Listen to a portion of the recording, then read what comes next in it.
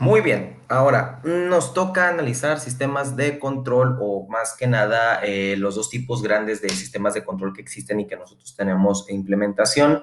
Dependiendo de las aplicaciones es donde se pueden utilizar, no es necesario que les recomiende uno, sin embargo, se pueden utilizar los dos o en cualquier tipo.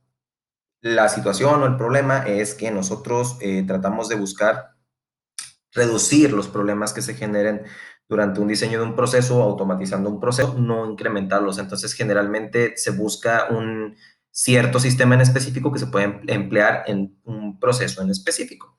Ahora, un sistema de control es aquel que tiene variables de salida, variables de entrada.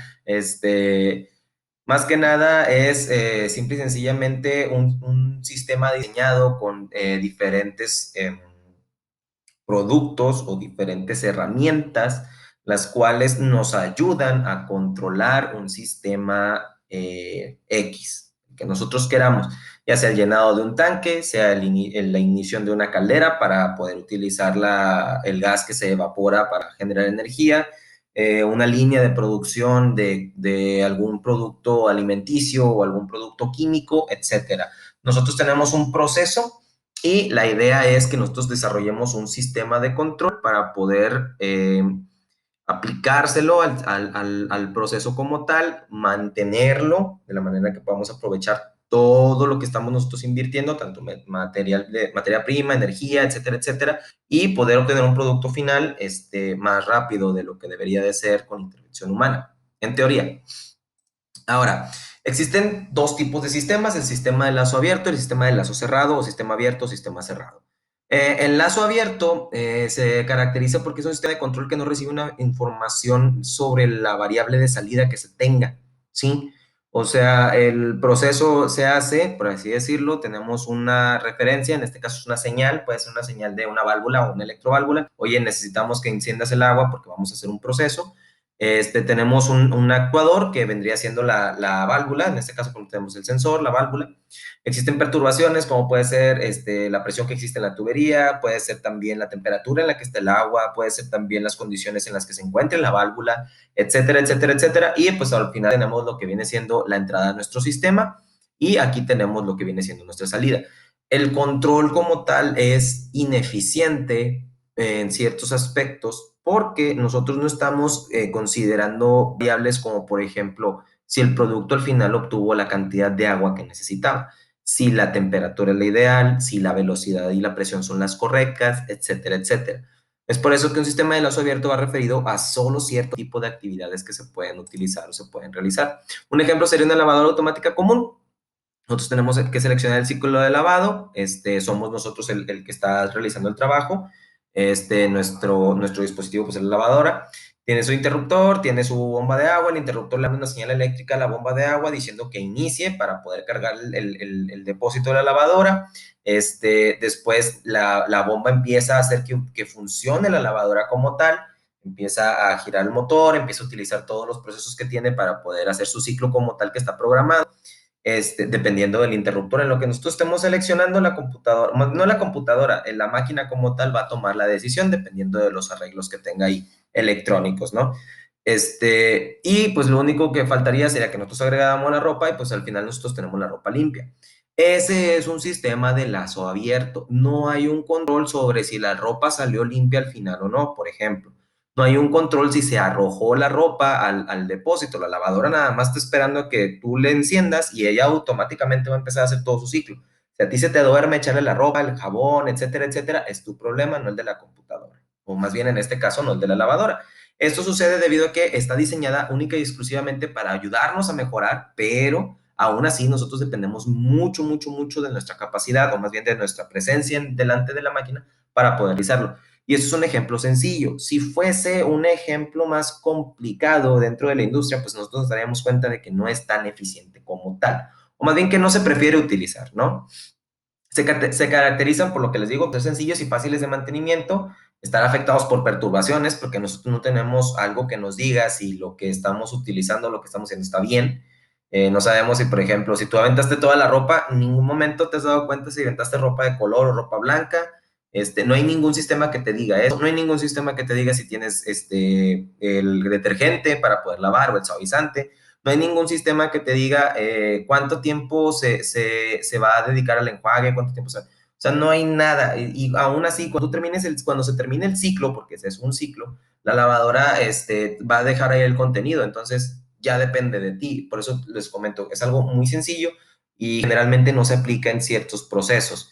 Debido a esto, a que se afectan las perturbaciones. Si es un proceso en el cual no deseas invertir y el resultado, pues obviamente es muy pequeño comparado, o más bien la afectación es muy pequeña comparado a lo que estás haciendo tú produciendo, probablemente la gente lo prefiera. Aquí ya depende de la cuestión en qué sale más barato y mejor.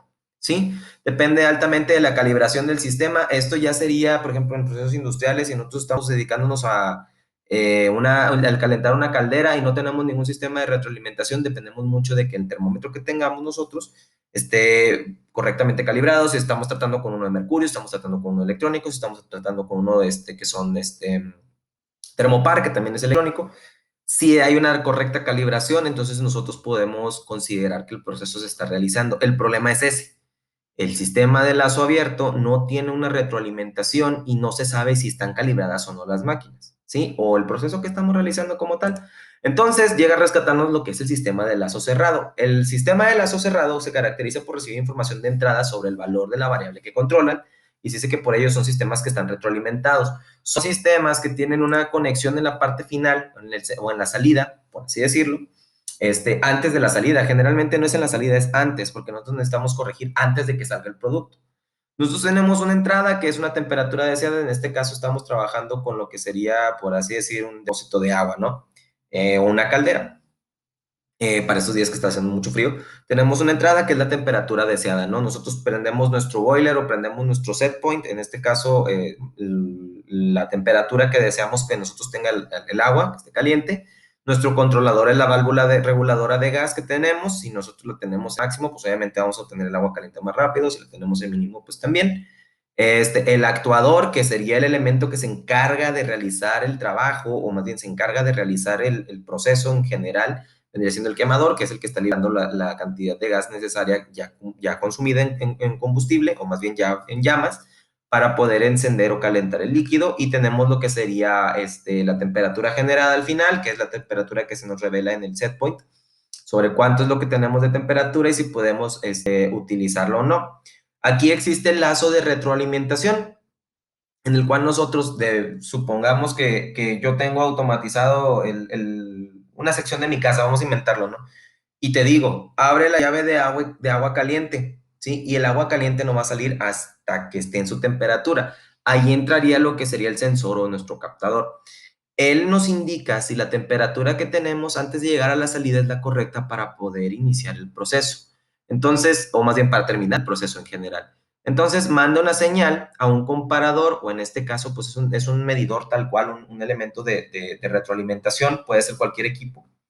Este comparador, o más bien este otro termómetro, en este caso, nos estaría diciendo cuál es la temperatura que está al final y cuál es la temperatura que está iniciando, y nos indicaría, en este caso, si la temperatura es la adecuada. Si la temperatura es la adecuada, utilizando un control bueno, nosotros mandaríamos una señal mediante ciertos elementos electrónicos hacia la electroválvula y diría, ok, ábrete cuando esté la temperatura de este tiempo. Y ¡fum! Saldría la temperatura, más bien el agua, y terminaría lo que sería nuestro proceso. Entonces, el lazo cerrado, o más bien el proceso o el fundamento principal de los sistemas de lazo cerrado es controlar qué es lo que estás produciendo tú al último. Si estás generando un cambio de temperatura, los cuales son muy complicados porque tardan mucho en realizarse, o sea, realmente tardan mucho, ya sea para enfriar algo o para calentar algo, se tarda mucho, es necesario que tengas un lazo de retroalimentación para tú conocer la temperatura que contiene. No estoy hablando de agua, imagínense que estuviéramos hablando de aluminio fundido, el cual se utiliza para los monoblocks de unos carros en una ensambladora en algún lugar de México. Necesita conocer la temperatura ideal para poder echar a andar su horno y poder hacer su producto final. Entonces, estos sistemas son muy empleados en la industria cuando se requiere mucho de exactitud y precisión, que son dos cosas muy distintas, en lo que son los sistemas que se están empleando, o más bien en el control que se está utilizando dentro de la planta que estamos diseñando nosotros. Después de eso vienen las definiciones de lo que serían los componentes de un sistema. Por último, las características, que ya se los dije. Tanto ventaja como desventaja es de que son complejos y amplios en cantidad de parámetros, o sea que es muy complejo la manera en la que lo puedes implementar o cómo lo quieres implementar, entre comillas, pero tienes una amplia gama para poder desarrollarlo. Prácticamente en cualquier cosa lo puedes poner.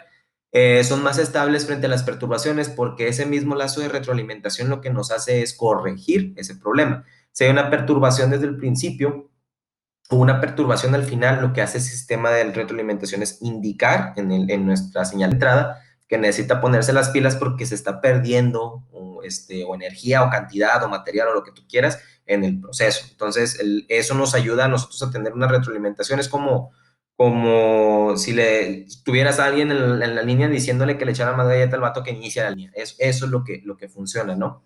Y pues tiene variaciones internas que se pueden utilizar para programar. Y pues lo último son las definiciones, los cuales ahorita les voy a hacer otro video porque sí están más complicadas o más bien son un poquito más detalladas para poder realizar y creo que no me va a alcanzar el tiempo con esto.